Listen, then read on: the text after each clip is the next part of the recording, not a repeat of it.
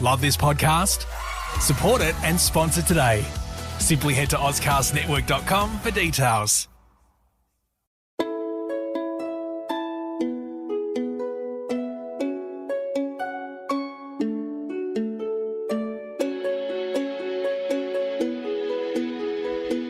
Welcome to Hong Kong Confidential.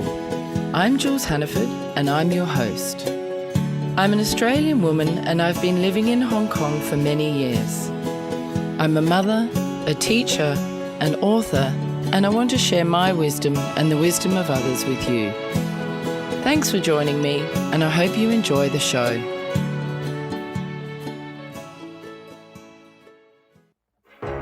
You meet someone online and there's this instant connection. It's amazing how much the two of you just seem to click. They live somewhere far away and there's some plausible reason they can't travel to meet you. They tell you they're in love with you and you feel optimistic for the first time in a long time. They have a successful career, yet somehow they need money from you to solve a short-term problem, always with the promise of paying you back. Time goes on and they need more money more urgently. You've started to see the cracks and begin to wonder whether they've been lying this whole time. All of a sudden it hits you. You've been scammed.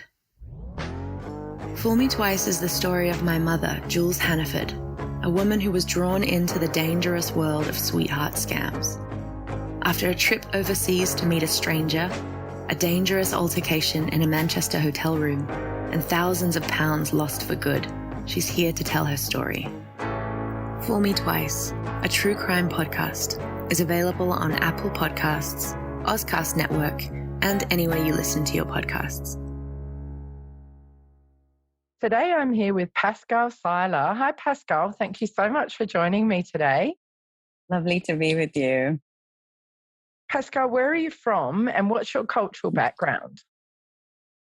Good question. Is it a long answer? Well, it's just an interesting one. I'm half English and half Swiss. I was born and grew up in Hong Kong. Basically, I'm a bit of a milkshake. Basically, I look very Western on the outside, but inside I'm very Asian.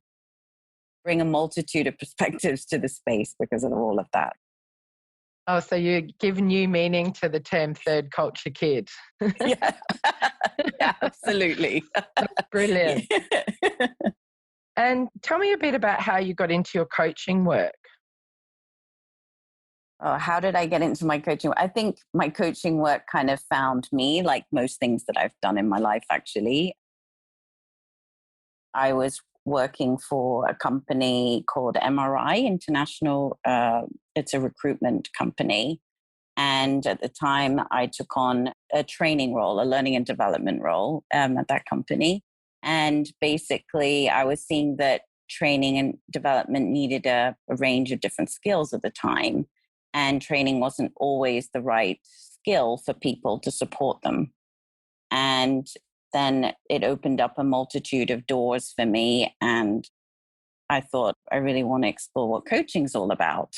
And it's quite a funny story because basically, just like people can go and find out, you can go on dates with people. I actually went on a dating experience to kind of look at the kind of coaching modalities I was interested in. And basically, I started to find out that I really was interested in ontological coaching at the time, which is a process of basically your own inner inquiry.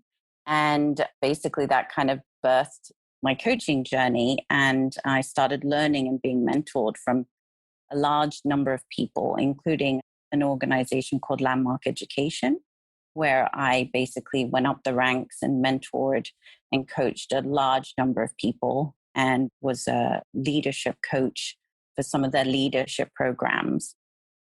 It kind of just birthed my passion there and then, I can say.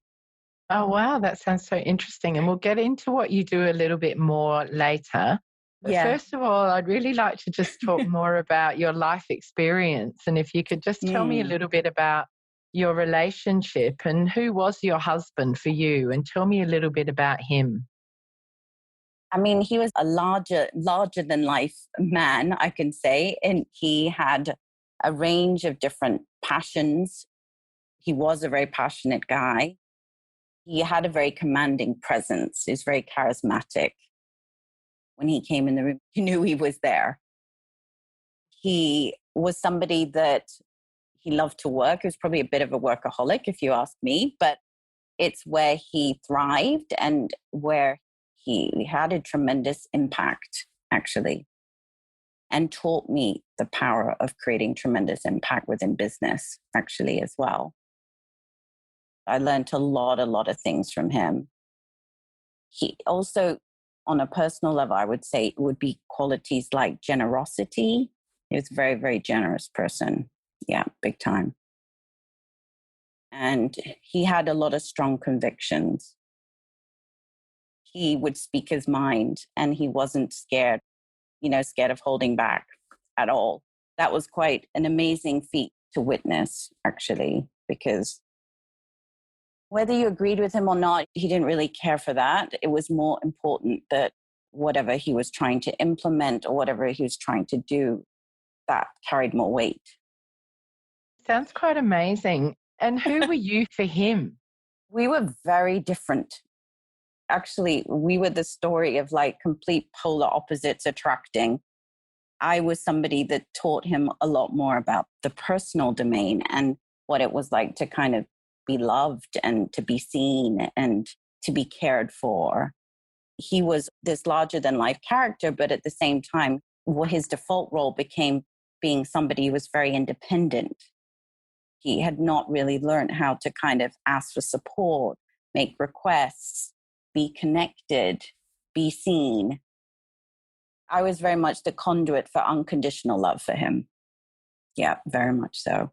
Oh, that's so beautiful. And tell me a little bit about what your relationship was like, given that you were so different. I think there was a lot of passionate discussion.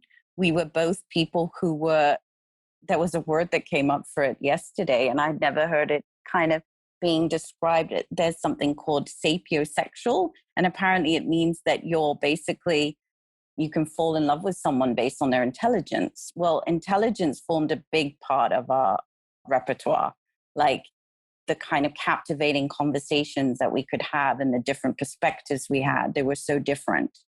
I learned so many new things from him that I didn't know. And I found that extremely attractive in him. And at the same time, there were experiences as well that kind of brought our similarities together as well. A rich blend. I think the fact that he came from Montreal and from Canada, that's a place that my parents have a lot of kind of love and affinity with. A rich kind of tapestry of love of food, which I think again mirrors a real deep love of food that I have received from my family. My dad's a chef and he works in the food and beverage industry. Him and Bernard both had such a huge passion for food, and it was a massive connector, with people. There was a rich love there.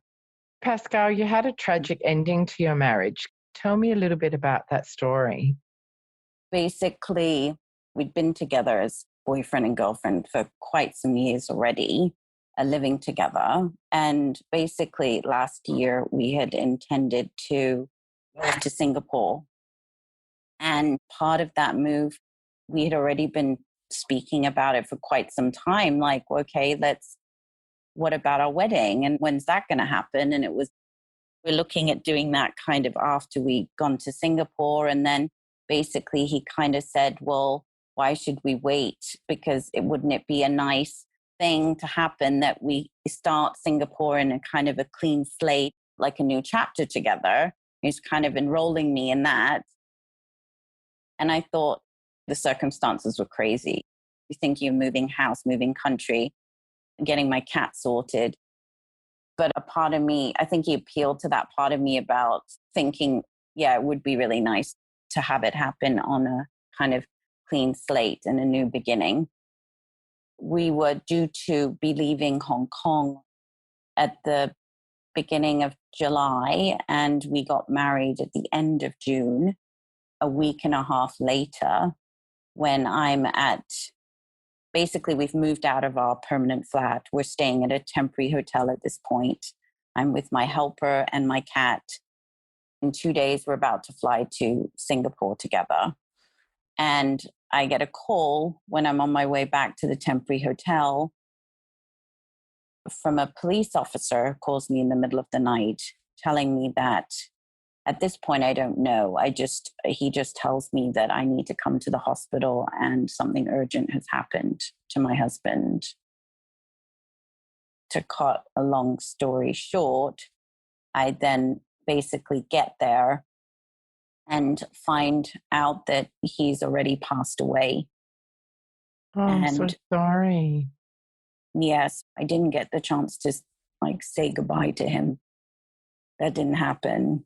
The way everything happened was just like something that you just had to kind of accept in the moment. There weren't many choices given. Was it a tragic accident? What happened to him, if you don't mind me asking? Yeah, no, of course. I mean, yes, it was tragic because at this point, I'm at complete, not understanding what is going on, because what I know of it is that, well, he's meant to be at a leaving do with his staff. And all of a sudden I'm getting information that from the police officer that it's not adding up. And so basically I then come to find out when I'm at the hospital that basically he'd gone and left the leaving do, dropped people at the MTR with the car, and then drove back to the hotel, near to the hotel, because there's no car park in the hotel, a permanent one. And then he left the car there and apparently made his way up into the elevator lift to come to me. And on the way up in the elevator, he had a heart attack. Oh, how terrible. How old was he? He's only 49. Oh my gosh, that's so young. I know. Tell me about it. Oh my gosh. And had he had any history of heart disease or anything like that? So, I mean, I think the thing is people ask you things like that. I mean, he didn't, as far as I knew, they had said he had a strong heart.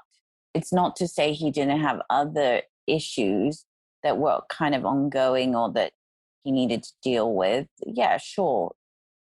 But there wasn't anything in the space at the time to tell me that anything was particularly wrong with him in that moment, if that makes sense.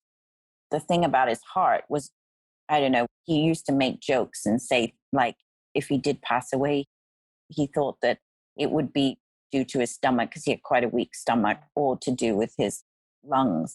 Sometimes he could be asthmatic. It was heart. His heart gave way. Oh, that's very sad. And so how did you initially cope with your loss? In all honesty, I don't think I did. And the reason is because it happened so unexpectedly. It happened so tragically.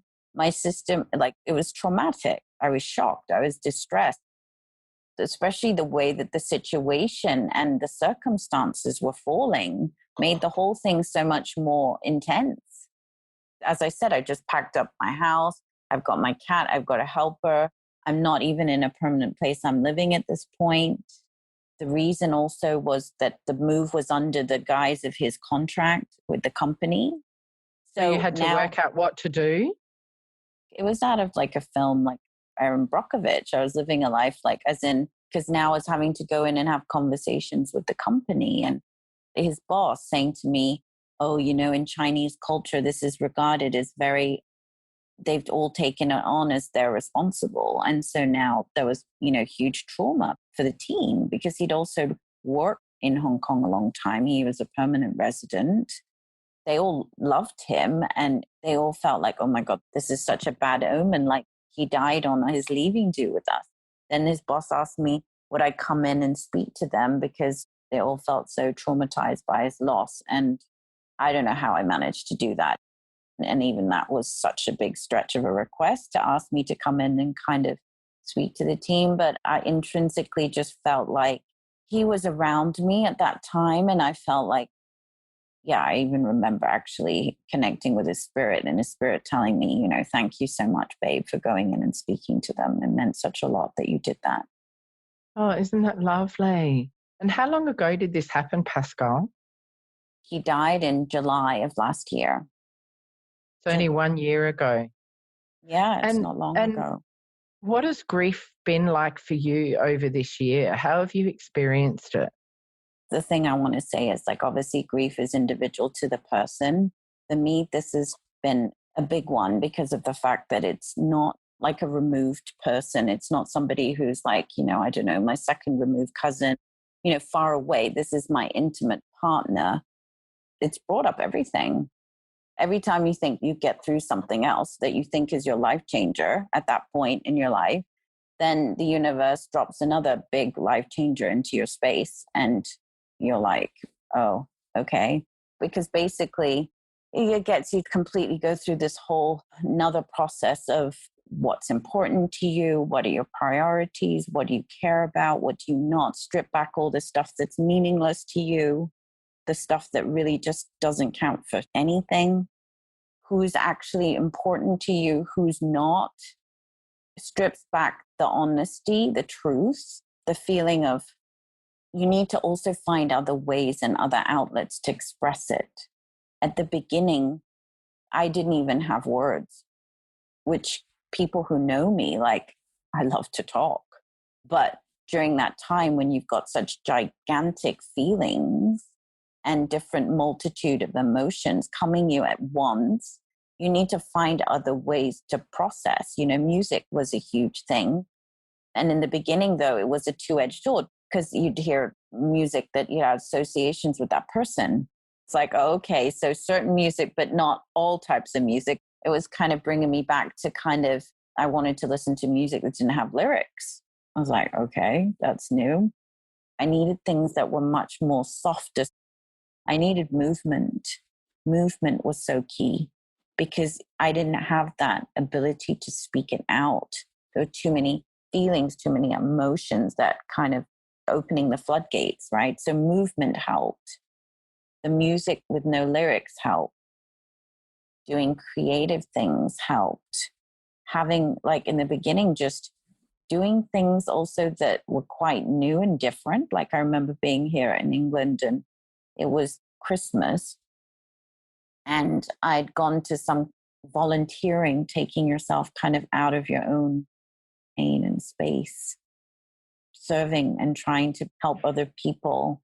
But again, in ways that just present themselves organically. Like they asked me, did I want it? And I'd never done it before, but it was exactly what I needed because it was just, I don't get to think about it. I can just switch off for this period of time. And they asked me if I wanted to come and do, my mom was like gobsmacked because I've never done anything like basically like flower decorate. Like you don't do things like that when I was living in Hong Kong. And here it was like using the real kind of like real holly and the real like acorns and all of this sort of stuff. And it was to decorate it so that it could be used to church at Christmas time. It was just like everything, even what was coming to me to support me was different. Being outside in nature has been my salvation. Like realizing and being able to see things like the sunset and see the sky. You need to see big things around you that make you feel freedom inside of a situation that makes you feel like you're flooded with all these different emotions and they come in bouts and waves and it's not like something you can control. Just isn't. You feel like you're an ocean. Sometimes it feels like an earthquake because there's tremors that come all of a sudden.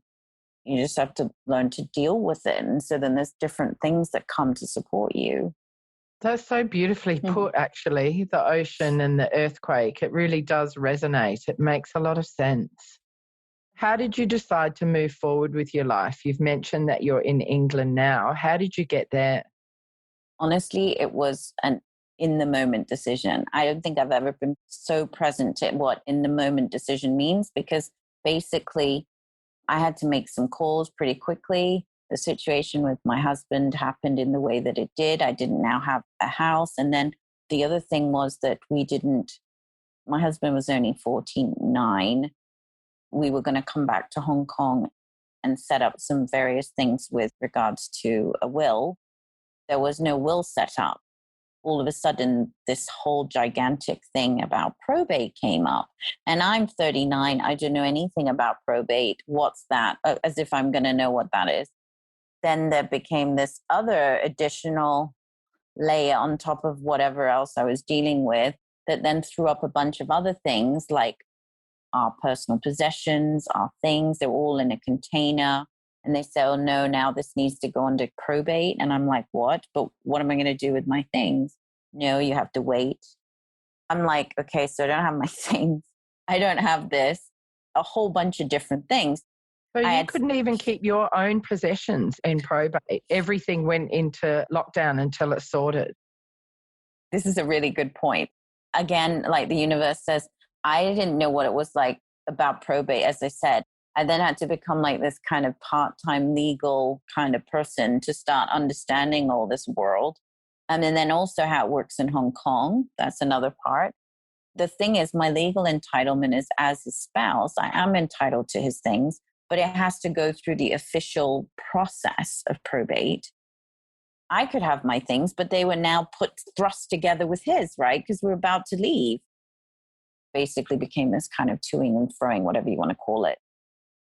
Trying to get my stuff out and try to get my things. And it wasn't presenting as simple and easy. I then just said, okay, I've got to surrender to that.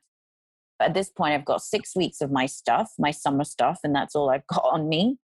And I'm working out how I can get my cat to come. And so the natural, luckily, and grateful option was to come to the UK based on all those circumstances. Because my parents are here. By the grace of God, I could come here. How long does probate take then? Have you got all of your things? No, I still don't. It can take a year or two, doesn't it? It really is a reminder for our listeners to make sure they have a will. I have a will in Hong Kong and I have a will in Australia. Right. Because the will in Hong Kong doesn't even stand up in Australia. It's very interesting. People don't know much about it, but you really do need to look into it. Yeah. And the other thing is, like you said, in different countries, like different legal rules apply. It's not the same, like you're saying, in different countries, it works differently. Correct. This has added a whole nother level of stress, as you can imagine, to my life that I never needed and never wanted. I don't blame Bernard for it because it's not like he knew he was going, but to have that added additional whole world thrust upon me and then having to just take it day by day to see how things progress.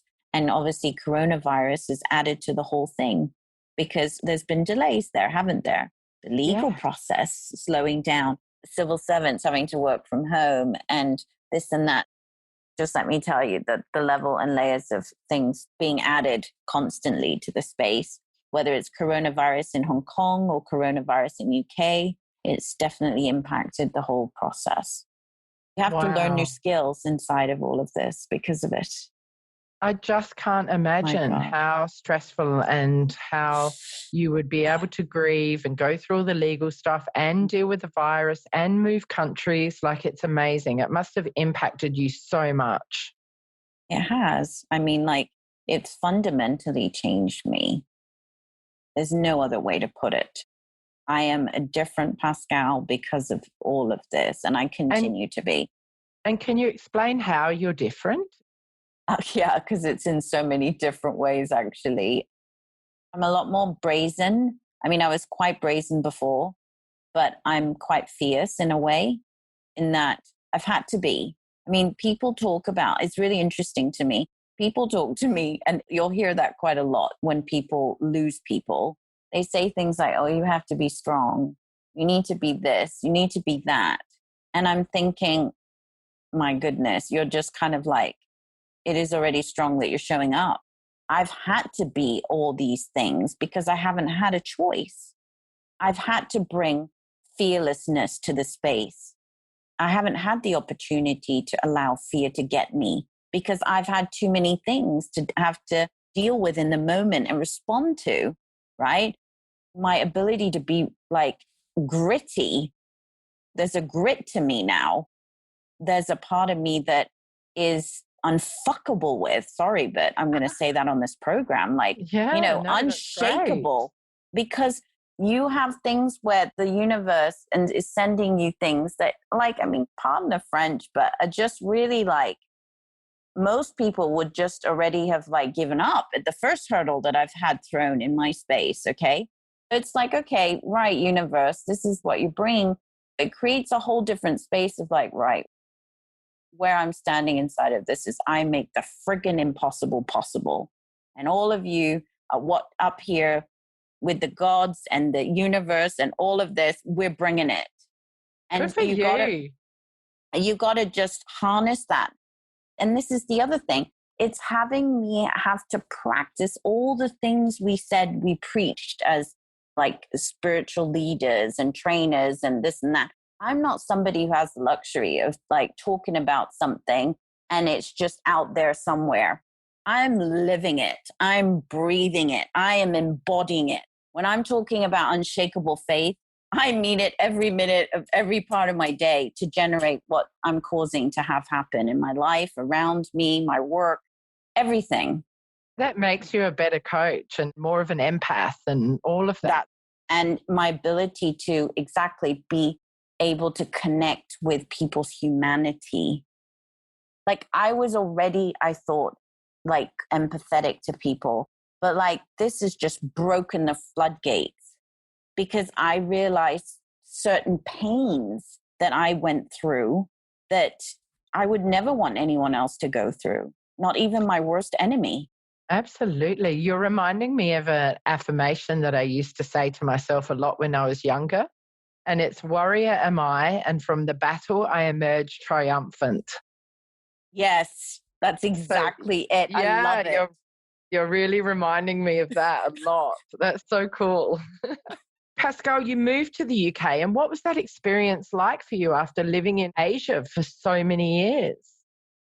I found it really interesting because I did also have a friend who was also thinking of moving from the Ukraine, and she's American and going back to America. And she was in this whole debate about culture shock and what it's going to be like there. And I'm sitting there thinking, well, she acknowledged it. She's like, oh, she goes, you didn't even have time to think about that. And I'm like, nope, I've just been landed here.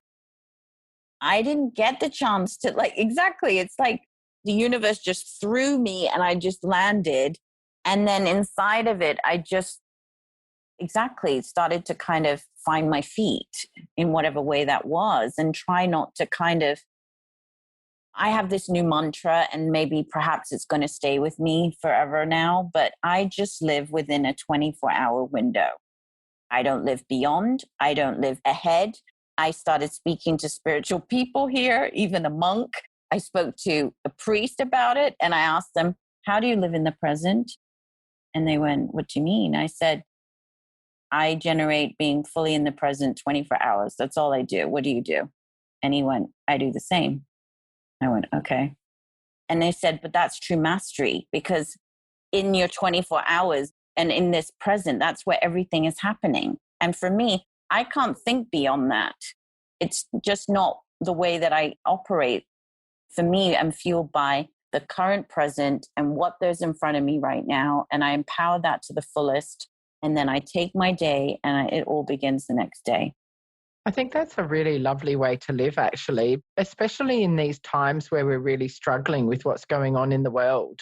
I think that that's a really great way to live, and it can help you feel less stressed and less anxious because you're just living in the moment. Absolutely. I mean, that's what I'm saying. These are some real gems that I'm offering, not just about what happened with my husband, but like you said, then lay it on top because I'm also processing and having all this happen also during the pandemic. Let's be honest here, like everyone can only take on as much as they can take on. And for me, this powerful generating of 24 hours, I'm super content and happy with that. When I'm like, okay, that's my 24 hours. This is what I've given to myself. I lay my head on the pillow and then the next 24 hours emerges.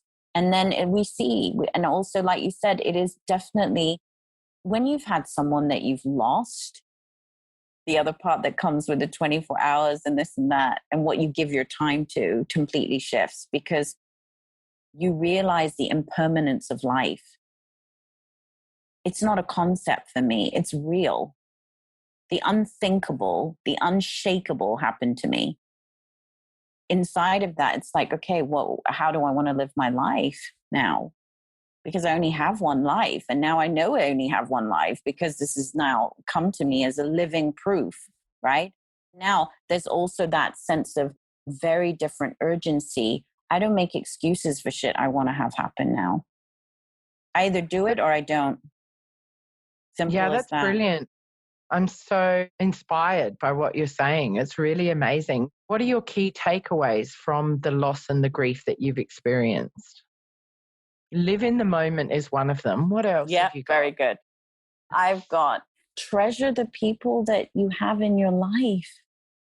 Treasure the people. Like all this stuff, like this has been the other thing, whether the universe has done it consciously to get me to get it or what. Just imagine all my possessions gone for whatever period of time and with whatever I've got in my space right now. But it's like, oh my God, all this stuff doesn't mean anything. It's all empty and meaningless. You don't go with your stuff. You don't take your stuff with you. All the things that are important are sitting right in front of you. And those are the people. They're precious. Don't leave any conversation unturned. Don't go to bed thinking I should have said that and I didn't get to. Tell the people that you love them. Don't be stingy. Give up being right. We're too busy wanting to try and prove and be right with our opinions. Like, let's be bigger and be more forgiving. I was going to say kindness. Kindness matters. God, it does. It really does, doesn't it?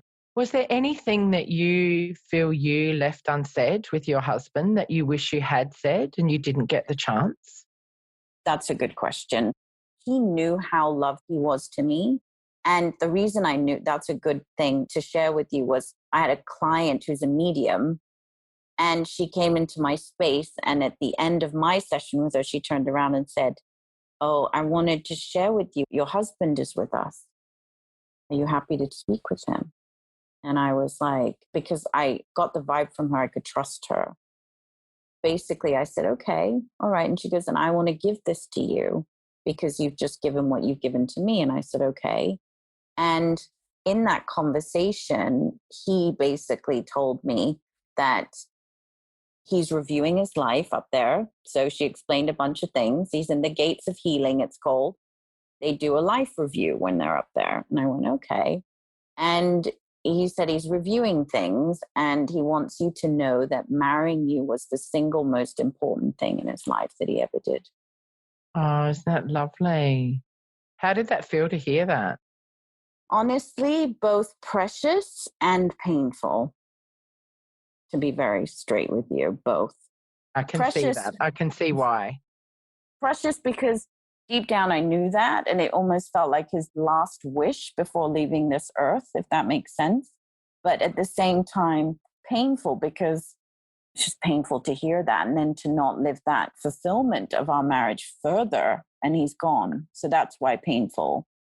But what I got to see is when I didn't expect the closure to look a certain way, the universe was finding ways to give me closure like that.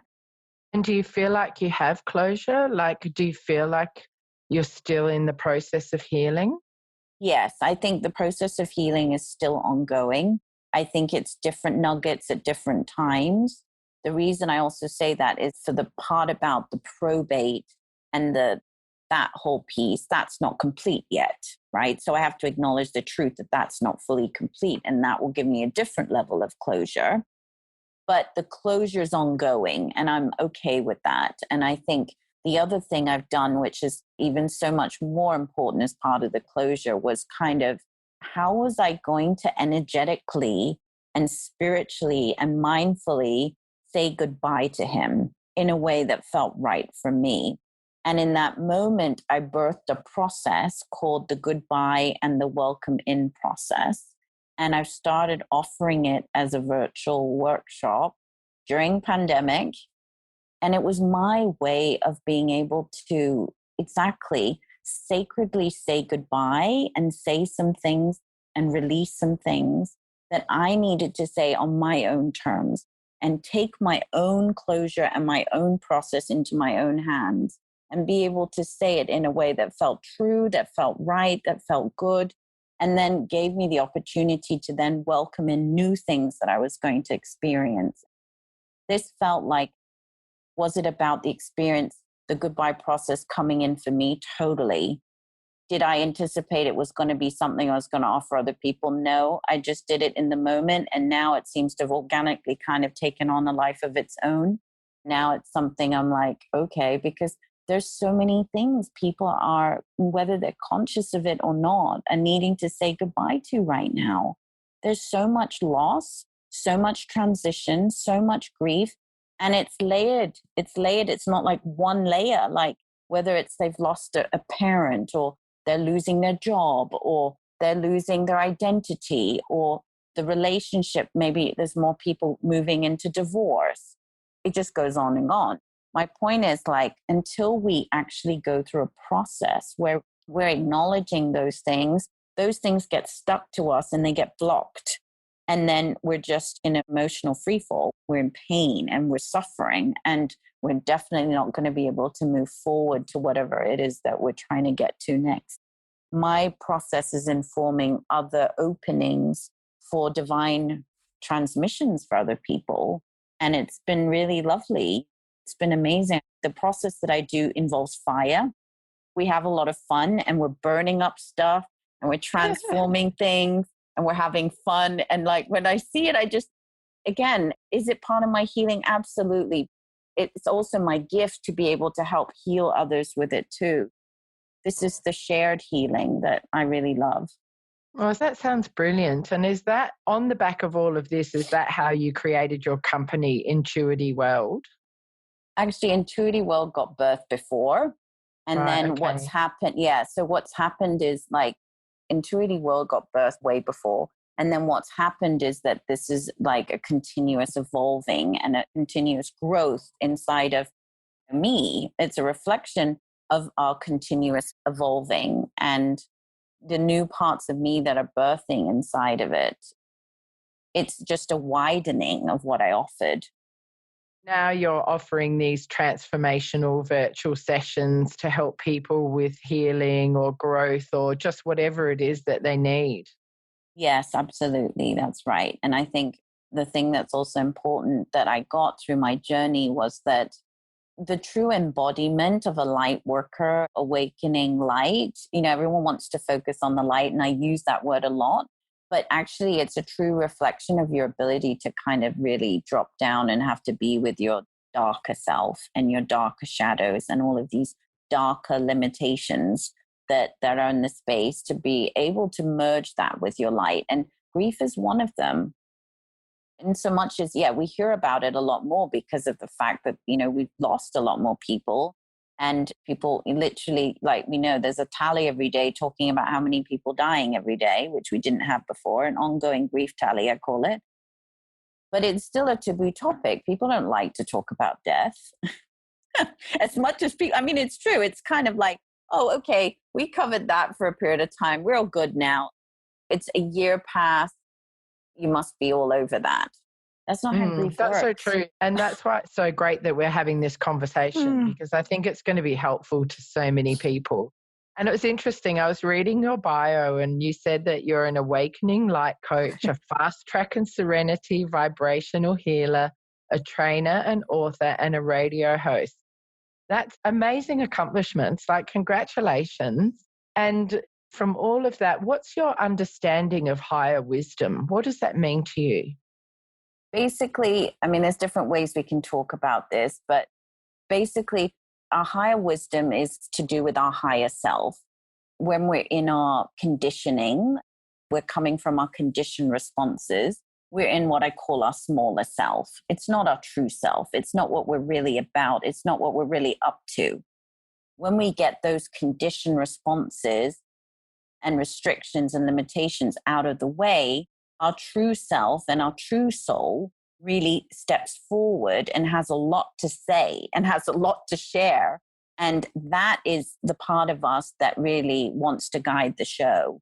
and really show us our infinite self. That part of us is infinite and can create infinite things.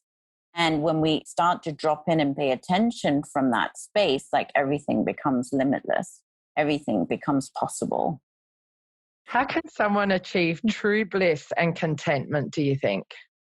I think there's a number of different ways, but I think for me, experiencing true bliss is when you have the experience of just like you drop down into yourself and you're able to just go into no mind and you're completely at one with whatever it is that you're doing, experiencing, feeling. For me, that's ecstatic dance. I love to dance that just completely.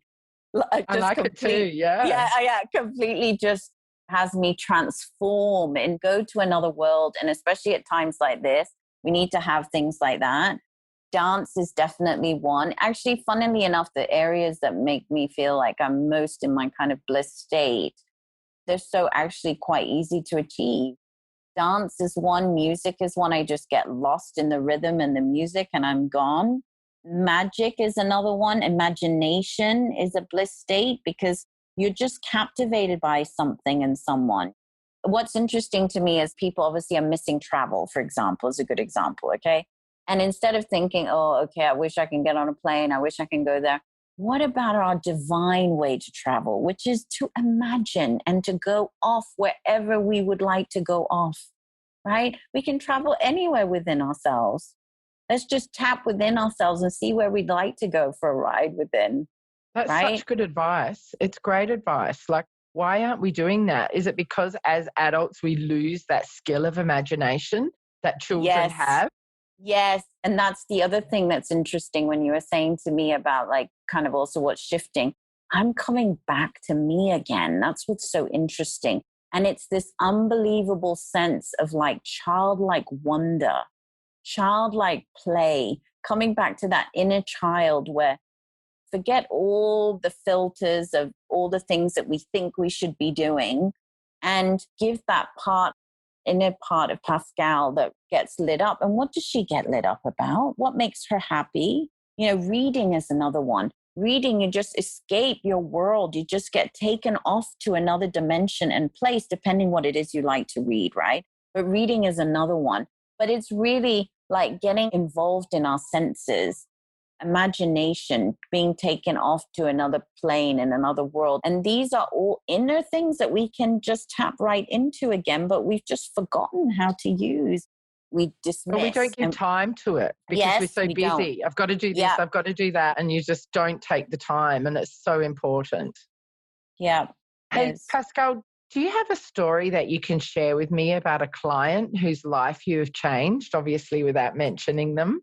Yeah, I do. I mean, look, when you think of that, of course, I actually do have quite a few people I could think about that come to mind. But the one that I'll talk about, interesting lady, but she had fibromyalgia, which I don't know if you know, it's quite a chronic issue when it comes about, and it can be very debilitating. And actually, she came to me at a time when it was very debilitating in her life. She tried different other things. Nothing was working. This was impacting her kind of daily ability to kind of function, really. And she said, somebody had referred her to me. Basically, I worked with her. And again, what I want to present is the conditions that we have, whatever they are, whether it's fibromyalgia or it's an autoimmune disease or MS or whatever is presenting as the actual outer issue, even cancer, whatever it is, there's always going to be underlying layers that have come about that created that from showing up in the first place. And so we then discovered and found out actually it was connected to a lot of self-worth issues, a lot of grief issues, unexpressed grief issues that she hadn't dealt with. She had lost a parent that was very dear to her, and she didn't take the time to be able to grieve that properly. And also she then very quickly after that was giving birth to a child, and she had kind of associated the birth with a loss of herself. And then she then received these fibromyalgia conditions and symptoms. And so she instead of associating great joy with this birth, she had quite a lot of pain about this birth and some quite conflicting inner feelings that, she felt quite shameful about, because she should be feeling all these things about her son that should be really great, but she doesn't. My point was that we worked through all those different layers and we shifted it, and she doesn't have the fibromyalgia anymore very quickly. That's amazing. What a great story. And I love that we can actually do healing by addressing hurt or grief from the past. And that's such a nice lesson for us. Pascale, I read it also in your bio that you have visions for a new earth before they happen in real time. Can you please explain what that means and share an example? Okay, very good. The way that my modalities and things like that work is like I guess you could call them like premonitions or sensations, or I see them before they're occurring, both for myself and for other people. And it's my choice, obviously, how I choose to respond and do that. But how I've been choosing to utilize it for myself is it's the source of what allows me to birth my creativity and birth a program. Like maybe somebody who's sitting going, okay, I'm going to offer a confidence topic. I don't do it like that. I tune into the energy of what's going on in this new earth. We're moving from 3D consciousness to 5D consciousness. And basically in the 3D, our old world, it's all about separation. We're all trying to compete. In this new world, it's about peace and unity and coming together and solidarity, right? The thing is that inside of that, what then becomes the question is, okay, what are the life-altering things that we need to offer to move to that new earth, right? Because not everyone's there yet. People are still in that separation and that chaos. Inside of that, that's what I mean. Then it becomes, I go into what I call midwifing, and I go into midwifing and birthing and holding that sacred space for that which wants to be offered next. For example, I just offered a program for people around their gifts and their talents. We're at this precipice and this point. So much so for women. The women are going to be the ones pioneering the new frontier. And the reason why that is that we have such a need beyond any other space and time to birth our gifts and our purpose and our talent. It's supporting people to get there and make it so much so that, no, you don't get to say, maybe I'll think about it. No, we need your genius now. I offered this course to help basically writers who are blocked, who are not recognizing and stepping forward into their genius, and their stories and their gifts as storytellers and magicians need to be said and gifted right now. Oh, that's amazing. I really, really love all of that. And I hope that we can, as a society, move towards that new earth. That'd be really amazing. Finally, Pascale, what advice do you have for anyone who has lost a loved one? What I would say to somebody who's lost a loved one is honor what speaks to your heart about the whole process from beginning to end. Don't do anything that anybody tells you to do that doesn't sit right with you. It's your process. It's your journey, and only you know what's going to feel right to you to do, both in terms of decisions, both in terms of time. Don't rush it. Don't feel like you need to do something by a certain measure of time that doesn't feel right to you. The most important thing is to honor yourself and to be kind to yourself, because the kind of things that you're going to have to deal with, nobody knows what that's like but you. And you need to have that really learn to become your own self best friend, because the kind of conversations and decisions or even things you're going to have to tackle, the person who has to deal with that at the end of the day is you. The more lovingness and more kindness you have with yourself, the easier that process is going to be. Don't judge yourself and don't have expectations of yourself that don't need to be there. That's lovely. Thank you so much, Pascale. And if my listeners wanted to get in touch with you, how can they find you? There's a range of different places. What I would say is I have a Facebook page. You can go to facebook.com/Intuity World /. I'm also on Instagram, so you can find me at Intuity World, which is INTUITY WORLD. And I'm redesigning and recreating my website inside of this new awakening. So that's being recreated. It was intuityworld.com before, but that's being recreated. But I also have a site where I work with a designated practitioners, which is on simplynaturaltherapies.com.au/practitioners/6438-2/. Brilliant. If you send me all of that, Pascale, I'll put it in the show notes so that my listeners don't have to be madly jotting things down and rewinding. Awesome. Perfect. Pascale, look, thank you so much for sharing your beautiful journey through grief and loss and recovery, really. It's just been so inspiring and wonderful, and it's been amazing having you on the show. So thank you so much.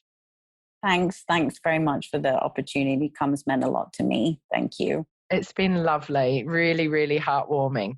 For my listeners out there, if this is something that you've enjoyed, please share it with your friends and family. And if you know anybody who's going through grief or loss, please tell them about this podcast. And if you could go to iTunes to rate and review us, that would be amazing, because it will help me get up the iTunes charts, and it will help people find Pascale so they can tap into some more transformational healing. That would be really amazing. And for as little as $1 a day, you can hear some of Pascale's secret answers to the secret questions that I'm going to put on Patreon now. If you go to patreon.com/Hong Kong Confidential, you can sponsor me for $1 a month, and you can listen to Pascale's secret answers to my questions. Pascale, we're going to head over to Patreon now. You don't know anything about this, but I know, that's exciting. Yeah, it is exciting. So thank you so much for being on Hong Kong Confidential, and I'll see you on Patreon in a minute. Thank you so much. It's been wonderful meeting you. I've loved every minute of it. Thank you. Thank you. Hi, Confidants. I want to tell you about my Patreon page. I've joined Patreon in the hope of getting sponsorship for my Hong Kong Confidential podcast. Patreon is a great way for my listeners to get on board and sponsor me with monthly payments, and that goes towards my production costs and rewards for my members. If you're interested in checking out my Patreon page, please go to patreon.com and search up Jules Hannaford or Hong Kong Confidential. I would really appreciate you visiting my page.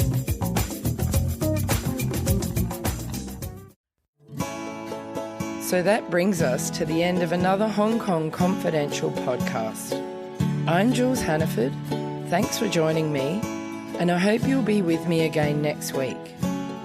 If you enjoyed today's podcast, please can you go to iTunes to rate and review it. I would really appreciate your feedback. You can email me at jules@hongkongconfidential.net, and you can find me on Facebook and Instagram at Hong Kong Confidential. If you'd like to hit me up on Twitter, it's at Jules Hannaford. I would love to hear from you.